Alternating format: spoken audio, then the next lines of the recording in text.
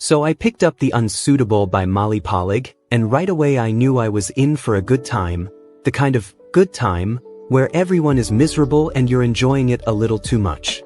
This story lives in that uncomfortable space where you're constantly asking, is this supernatural, or does everyone here just need therapy?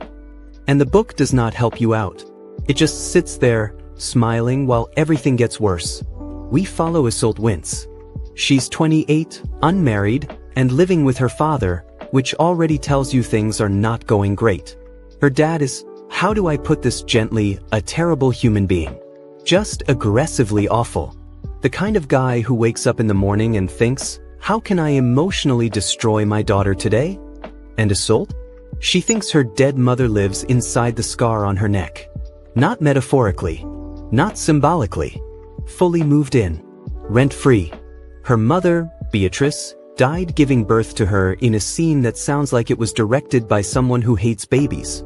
Ever since then, Isolde believes her mother is still around, talking to her, criticizing her, emotionally wrecking her from beyond the grave. Which, honestly, still puts Beatrice in second place behind the dad. The conversations between them are wild. Isolde hears everything, responds out loud, in public, which is apparently not great for your marriage prospects in Victorian society. And then there's her coping mechanism. When her mother gets too loud, Isolde stabs her own scar. With pins. Or scissors.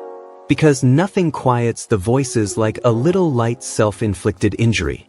Victorian wellness was really ahead of its time. Her father, of course, decides the solution is marriage. Not therapy. Not compassion. Marriage. Classic. Enter Jacob, a perfectly eligible man with slightly unsettling silver skin. Because nothing says stable future like a guy who looks mildly supernatural and asks zero questions. This is Isolde's big chance to escape. New life. New home. New emotionally distant man. The dream. And now everything starts tightening.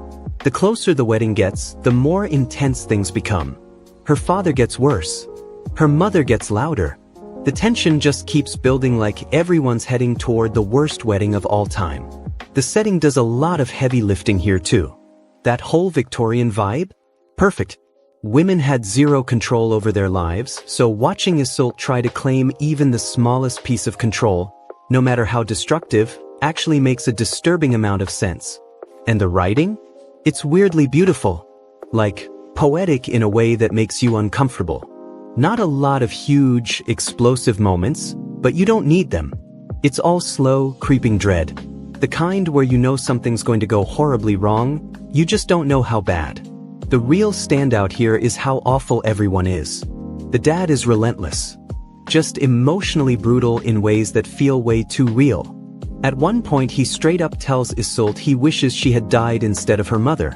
Which is bold parenting. Then there's Beatrice, the ghost, or the voice, or whatever she is. She flips between loving and cruel so fast it feels like emotional whiplash. One second she's comforting Isolde, the next she's tearing her apart, all while pushing this idea that they should all just be one big happy family. You know, the daughter, the abusive father, and the ghost in her neck. Adorable. The only person holding this entire situation together is Mrs. Pennington, the housekeeper, who spends a surprising amount of time cleaning up blood and pretending this is all normal. She's doing her best. It's not enough. Everything builds toward the wedding, and by the time you get there, it's just pure anxiety. You know it's going to go badly. You're just waiting to see how spectacularly it falls apart. And the ending? It doesn't hand you answers. It just leaves you sitting there, slightly disturbed, trying to piece things together like you've just been emotionally mugged. If you like your stories dark, slow, and deeply uncomfortable, in a fun way, this one delivers. It's unsettling, a little tragic, and just strange enough to stick with you longer than you'd like.